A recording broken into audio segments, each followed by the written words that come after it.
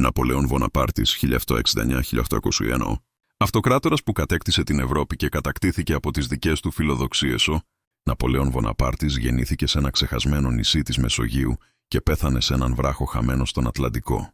Ανάμεσα σε αυτά τα δύο ασήμαντα γεωγραφικά σημεία, ξαναχάραξε τον χάρτη της Ευρώπης, επαναπροσδιορίσε τις έννοιες του πολέμου, του δικαίου και του σύγχρονου κράτους και μεταμορφώθηκε στον πιο τρομακτικό και θαυμαστό άνθρωπο της εποχής του. Στην ηλικία των 26 ετών ήταν ήδη στρατηγός, που νικούσε ολόκληρους στρατούς με στρατηγικές που έμοιαζαν να προέρχονται κατευθείαν από το μυαλό του Μεγάλου Αλεξάνδρου.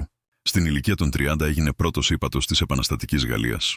Στα 35 στέφτηκε αυτοκράτορας σε τελετή, κατά την οποία πήρε την κορώνα από τα χέρια του Παπαπιού, σε πέαμε και τη φόρεσε στο δικό του κεφάλι, συμβολίζοντας ότι η εξουσία του προερχόταν από τον ίδιο, όχι από τον Θεό ή τους ανθρώπους. Η Ευρώπη έσκυψε μπροστά στις λεγεώνες του, όπως το σιτάρι μπροστά στην καταιγίδα.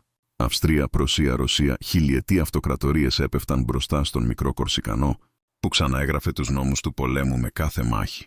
Άουστερλιτς, Γένα, Βάγκραμ, ονόματα που αντιχούσαν σαν βροντές σε όλη την Ήπειρο, προαναγγέλλοντας μια νέα εποχή στην οποία ένας απλός άνθρωπος μπορούσε να γίνει κυρίαρχος του κόσμου, αλλά η φιλοδοξία είναι ναρκωτικό που απαιτεί όλο και μεγαλύτερες δόσεις. Ο Ναπολέον δεν μπορούσε να σταματήσει να κατακτά επειδή δεν μπορούσε να φανταστεί έναν κόσμο στον οποίο δεν θα ήταν το κέντρο βαρύτητας. Η Ρωσία έγινε η τελευταία του αιμονή, το τελευταίο έδαφος που τόλμησε να του αντιταχθεί. Ο χειμώνας του 1812 κατάπιε την Grande Armée σαν μυθολογικό τέρας.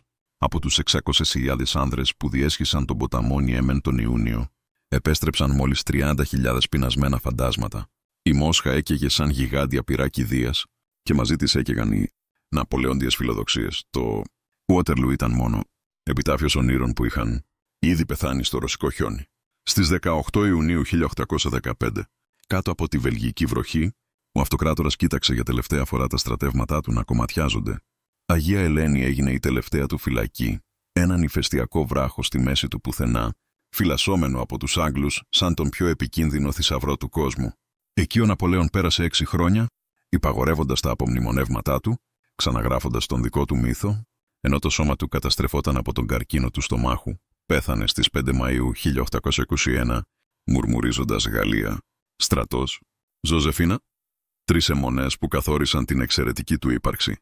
Παιδική ηλικία του αυτοκράτορα, οι ρίζες του μεγαλείου και της καταστροφής. Ο Ναπολέον ανακάλυψε ότι η κατάκτηση ολόκληρου του κόσμου σημαίνει την απώλεια της δικής σου ψυχής και ότι ο άνθρωπος που γίνεται μεγαλύτερος από τη ζωή καταδικάζεται σε θάνατο μικρότερο από τον θάνατο. Αλλά για να κατανοήσουμε την πτώση, πρέπει πρώτα να εξετάσουμε τη γέννηση του μύθου. Ο Ναπολέον Βοναπάρτης ήρθε στον κόσμο στο Αγιάτσιο της Κορσικής το 1769, μόλις ένα χρόνο αφότου το νησί πέρασε από γενουατικά σε γαλλικά χέρια. Αυτή η σύμπτωση καθόρισε τη μοίρα του. Γεννήθηκε Κορσικανός, αλλά μεγάλωσε ως Γάλλος, κουβαλώντας μέσα του μια αιώνια σύγκρουση ταυτότητας που θα τροφοδοτούσε τις φιλοδοξίες του για όλη του τη ζωή. Ο Τσάρλς Μποναπάρτε, ο πατέρας του, ήταν δικηγόρος με αριστοκρατικές φιλοδοξίες που προσαρμόστηκε γρήγορα στους νέους Γάλλους κυρίαρχους. Η Λετίτσια Ραμολίνο Μποναπάρτε, η μητέρα του, ήταν γυναίκα με σιδερένια θέληση που γέννησε 13 παιδιά και τα μεγάλωσε με σπαρτιατική πειθαρχία. Εκείνη εμφύτευσε στο νεαρό Ναπολέοντα την πεποίθηση ότι ο κόσμος ανήκει σε όσους είναι αρκετά δυνατοί να τον πάρουν. Ο 10χρονος Ναπολέον στάλθηκε στη Βασιλική Στρατιωτική Σχολή στο Μπριέν Λε Σατό. Εκεί, ανάμεσα στους γιους της γαλλικής αριστοκρατίας, βίωσε για πρώτη φορά την ταπείνωση του να είναι outsider. Η κορσικανική προφορά του, η μέτρια καταγωγή και το χαμηλό ανάστημά του τον έκαναν στόχο κοροϊδίας. Αλλά αντί να τον σπάσουν, αυτές οι εμπειρίες σκλήριναν τον χαρακτήρα του σαν το ατσάλι στο κάμινο του σίδερα. Ο νεαρός Βοναπάρτης βυθίστηκε στα ιστορικά βιβλία, κατάπινε βιογραφίες μεγάλων στρατηλατών, του Μεγάλου Αλεξάνδρου, του Ιούλιου Καίσαρα, του Καρλομάγνου. Ενώ τα άλλα αγόρια έπαιζαν, εκείνος μελετούσε χάρτες, ανέλυε πολεμικές εκστρατείες, σχεδίαζε δικές του στρατηγικές στα περιθώρια των τετραδίων. Ήδη τότε στα μάτια του έκαιγε η φλόγα που αργότερα θα έκαιγε τη μισή Ευρώπη. Στη στρατιωτική σχολή του Παρισιού το μαθηματικό και στρατηγικό του ταλέντο άνθησε σαν λουλούδι της ερήμου μετά τη βροχή. Οι καθηγητές παρατηρούσαν αυτό το παράξενο φαινόμενο, το αγόρι που μπορούσε σε λίγα λεπτά να λύσει τακτικά προβλήματα για τα οποία έμπειροι αξιωματικοί σκέφτονταν ολόκληρες μέρες. Είχε το χάρισμα να βλέπει το πεδίο της μάχης σαν σκακέρα, όπου κάθε κίνηση του αντιπάλου ήταν προβλέψιμη, κάθε αδυναμία για εκμετάλλευση. Η Επανάσταση, θέατρο όπου η ιδιοφυΐα συναντά το χάος η γαλλική. Επανάσταση του 1789 ήταν σαν σεισμός που κατέστρεψε την παλιά τάξη και δημιούργησε μία άβυσσο, στην οποία μπορούσαν να πηδήξουν άνθρωποι χωρίς γένος, αλλά με ταλέντο. Ο Ναπολέον, νεαρός υπολοχαγός του πυροβολικού, παρατηρούσε πώς οι αριστοκράτες χάνουν τα κεφάλια τους κάτω από τις γκιλοτίνες, πώς η δημοκρατία κατασπαράσει τα δικά της παιδιά, πώς η Γαλλία πνίγεται στο χάος του εμφυλίου και εξωτερικού πολέμου, αλλά όπου άλλοι έβλεπαν καταστροφή, εκείνος διέκρινε ευκαιρία. Το 1793, κατά την πολιορκία της Τουλών που κατηχόταν από τους Άγγλους, ο 24χρονος Βοναπάρτης πρότεινε ένα σχέδιο πυροβολικού που άλλαξε την πορεία της μάχης. Τα κανόνια του, στρατηγικά τοποθετημένα, ανάγκασαν την εκένωση του Βρετανικού στόλου μέσα σε λίγες μέρες.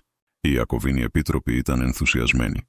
Ο νεαρός Κορσικανός διορίστηκε ταξίαρχος, σε ηλικία που οι περισσότεροι άνδρες μόλις άρχιζαν να σκέφτονται την καριέρα, αλλά η Επανάσταση ήταν καπρικιόζα ερωμένη. Μετά την πτώση του Ροβεσπιέρου, ο Ναπολέον βρέθηκε υπό υποψία ως υποστηρικτής των Ιακωβίνων. Για σύντομο διάστημα συνελήφθη ακόμη, δοκιμάζοντας την πικρή γεύση της αβεβαιότητας που θα τον συνόδευε για όλη του τη ζωή. Στο κελί της φυλακής, κοιτάζοντας τους υγρούς τοίχους, ο νεαρός στρατηγός κατάλαβε μία θεμελιώδη αλήθεια για την εξουσία. Μπορεί να ανεβάσει έναν άνθρωπο στην κορυφή ή να τον συνθλίψει σαν έντομο. Συχνά μέσα σε μια μέρα, αφεθείς ελεύθερος από τη φυλακή, ο Ναπολέον για κάποιο διάστημα περιπλανήθηκε στο Παρίσι σαν φάντασμα, πολύ νέος για συνταξιοδότηση, πολύ φιλόδοξος για να ξεχαστεί, πολύ επικίνδυνος για να τον εμπιστευτούν. Σκέφτηκε ακόμη και την μετανάστευση στην Αμερική, όπου θα μπορούσε να ξεκινήσει νέα ζωή μακριά από το γαλλικό χάος. Η ιστορία του κόσμου θα μπορούσε να είχε εξελιχθεί εντελώς διαφορετικά, αν εκείνη τη νύχτα δεν είχε συμβεί το περιστατικό που άλλαξε τα πάντα.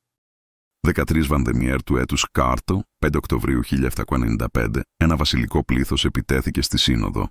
Η ρεπουμπλικανική κυβέρνηση βρέθηκε σε θανάσιμο κίνδυνο. Ο Πολ Μπάρας, ένας από τους διευθυντές, αναζητούσε απεγνωσμένα έναν αξιωματικό που θα μπορούσε να υπερασπιστεί τη δημοκρατία. Κάποιος ανέφερε αυτόν τον νεαρό στρατηγό του πυροβολικού, που τόσο λαμπρά διεξήγαγε τις επιχειρήσεις στην Τουλών. Ο Ναπολέον έφτασε στη στυλερή τα χαράματα. Εκτίμησε την κατάσταση με μια ματιά. Το βασιλικό πλήθος έλεγχε τους δρόμους. Οι ρεπουμπλικάνοι ήταν αποθαρρυμένοι και κακά εξοπλισμένοι. Οι περισσότεροι στρατηγοί συνιστούσαν διαπραγματεύσεις ή υποχώρηση. Ο Βοναπάρτης διέταξε κάτι διαφορετικό. «Δώστε μου κανόνια», είπε με τη διάσημη ψυχρή φωνή του. «Μητράλια». Η στιγμή που άλλαξε την Ευρώπη, αυτό που συνέβη στη συνέχεια ονομάστηκε αργότερα μητράλια. Καρτέτσι. Ο Ναπολέον τοποθέτησε κανόνια στους δρόμους του Παρισιού και διέταξε άνοιγμα πυρός προς το πλήθος. Τα καρτέτσια κόσισαν τις γραμμές των βασιλικών σαν δρεπάνι το σιτάρι. Το αίμα έρεε στους πλακόστρωτους δρόμους σαν κόκκινο ποτάμι. Μέσα σε μία ώρα η δημοκρατία σώθηκε και ο Ναπολέον Βοναπάρτης έγινε ο πιο γνωστός άνθρωπος στη Γαλλία, αλλά το τίμημα ήταν φρικτό. Ο νεαρός στρατηγός, που πριν λίγο δεν ήταν κανείς, τώρα κουβαλούσε στα χέρια του το αίμα των συμπατριωτών του. Εκείνη τη νύχτα, στο μέτριο διαμέρισμά του, ο Ναπολέον βίωσε για πρώτη φορά εκείνο το παράξενο, ψυχρό συναίσθημα, που θα τον συνόδευε για το υπόλοιπο της ζωής του. Τη συνείδηση ότι μπορούσε να σκοτώνει, χωρίς τύψεις συνείδησης, όταν το απαιτούσε η πολιτική αναγκαιότητα, το διευθυντήριο των Ανταμιβέ, με την ηγεσία του Ιταλικού στρατού. Η Γαλλία διεξήγαγε τότε πόλεμο με την πρώτη Ευρωπαϊκή Συμμαχία και το Ιταλικό μέτωπο θεωρούνταν δευτερεύον.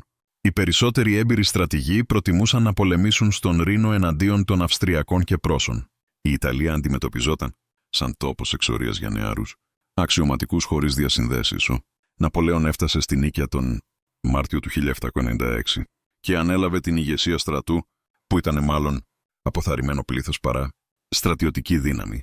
Οι στρατιώτες δεν έπαιρναν μισθό για μήνες, τρέφονταν πρακτικά με τίποτα, οι στολές τους ήταν κομμάτια. Το ηθικό ήταν τόσο χαμηλό που ορισμένοι αξιωματικοί μιλούσαν ανοιχτά για λιποταξία. Αλλά ο νέος διοικητής είχε ένα σχέδιο που φαινόταν τρέλα, αλλά βασιζόταν σε μια ιδιοφυή μαθηματική στρατηγική. Αντί να επιτεθεί στις ενωμένες αυστριοπεμοντέζικες δυνάμεις, ο Βοναπάρτης αποφάσισε την τακτική διέρη και βασίλευε, να διαχωρίσει τους εχθρικούς στρατούς και να τους νικήσει διαδοχικά, χρησιμοποιώντας τοπικό πλεονέκτημα. Ακόμη και όταν ήταν σε μειονότητα γενικά, η Ιταλική εκστρατεία, η γέννηση του μύθου, μέσα σε 2 εβδομάδες ο Ναπολέον διεξήγαγε μια σειρά ελιγμών που άλλαξε για πάντα την τέχνη του πολέμου. Στη μάχη στο Μοντενότε νίκησε τους Πεμοντέζους. Στο Λόντι διέσχισε την Αυστριακή γέφυρα, σημαδεύοντας προσωπικά με κανόνι, ενώ οι σφαίρες σφύριζαν πάνω από το κεφάλι του. Οι στρατιώτες άρχισαν να τον αποκαλούν «Le Petit Caporal», ο μικρός λοχαγός, με ανάμειξη σεβασμού και τρυφερότητας, αλλά η αληθινή αποκάλυψη ήταν η μάχη στο Άρκολ. Για 3 μέρες ο Ναπολέον εφόρμησε τη γέφυρα που υπερασπίζονταν οι Αυστριακοί. Τη ρεσάιουση στιγμή, όταν τα στρατεύματά του δίστασαν κάτω από το φωνικό πυρ, ο νεαρός στρατηγός άρπαξε τη ρεπουμπλικανική σημαία και όρμησε στη γέφυρα, τραβώντας πίσω του τους στρατιώτες του. Αυτή ήταν η στιγμή που ο Ναπολέον Βοναπάρτης σταμάτησε να είναι συνηθισμένος άνθρωπος και έγινε μύθος. Οι Αυστριακοί εκδιώχθηκαν από τη Βόρεια Ιταλία. Οι Πεμοντέζοι υπέγραψαν ξεχωριστή ειρήνη. Τα παπικά κράτη πλήρωσαν τεράστια εισφορά. Ο Ναπολέον, που είχε φτάσει στην Ιταλία ως διοικητής αποθαρρυμένου στρατού, μέσα σε 1 χρόνο έγινε κυρίαρχος της Βόρειας Ιταλίας και ο πιο διάσημος στρατηλάτης της Ευρώπης, αλλά κάτι ακόμη πιο σημαντικό. Συνέβη κατά τη διάρκεια της Ιταλικής εκστρατείας. Ο Ναπολέον ανακάλυψε στον εαυτό του τη γεύση της απόλυτης εξουσίας. Για πρώτη φορά στη ζωή του διοικούσε όχι μόνο στρατό, αλλά ολόκληρα εδάφη.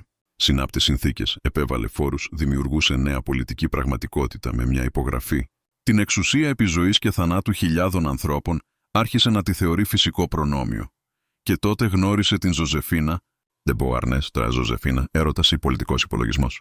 Η Ζωζεφίνα ήταν χήρα του λαιμοτομημένου υποκόμη Αλεξάνδρε de Beauharnais, γυναίκα 6 χρόνια μεγαλύτερη από τον Ναπολέοντα, μητέρα 2 παιδιών, με φήμη όχι εντελώς άψογη. Στο ρεπουμπλικανικό Παρίσι θεωρούνταν σαλονιέρ, γυναίκα που διατηρούσε επιρροή στην κοινωνία και κερδοσκοπούσε με πολιτικές πληροφορίες. Η πρώτη τους συνάντηση ήταν συμφωνία. Ο Τζόσεφ Μπάρας, ένας από τα μέλη του διευθυντηρίου, παρουσίασε τον νεαρό στρατηγό στη χήρα ως πιθανό προστάτη. Η Ζωζεφίνα χρειαζόταν προστασία στους χαοτικούς καιρούς του Θερμιδόρα. Ο Ναπολέον χρειαζόταν πρόσβαση στους ανώτερους κύκλους της πολιτικής. Φαινόταν λογικό, πραγματιστικό, καθαρά συναλλακτικό, αλλά ο Ναπολέον, που μπορούσε να παίζει με στρατούς σαν πιόνια στη σκακέρα, έχασε εντελώς το μυαλό του για αυτή την κομψή κρεολή από τη Μαρτινίκα.